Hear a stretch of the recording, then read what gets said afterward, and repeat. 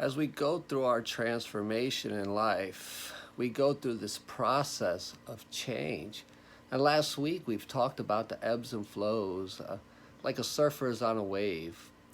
Well, it's the same thing with our process of change. The transformation ebbs and flows like the tide. It never goes on a path that is straight. It is like when you're working out, when you first begin, you see yourself getting stronger and bigger, and all of a sudden, bam, it seems to plateau.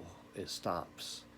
If you're on a weight loss travel, you're eating right, and you see the weight melt off you, and the pounds on the scale seem to decrease, and then it seems you're stuck. It doesn't go any further.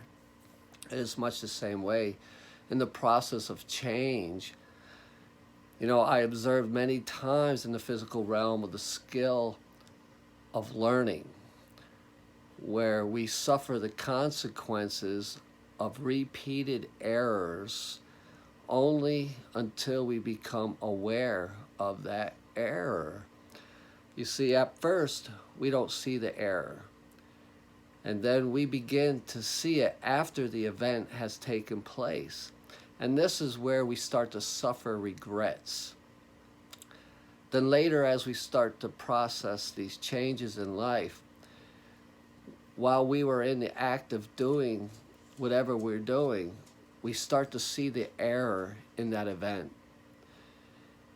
And then you will say, oh no, I am doing it again. And then finally, we start to anticipate the error before we make it. And so we see it, and we can avoid it. Many of us chastise ourselves because we don't yet accept the natural processes of learning.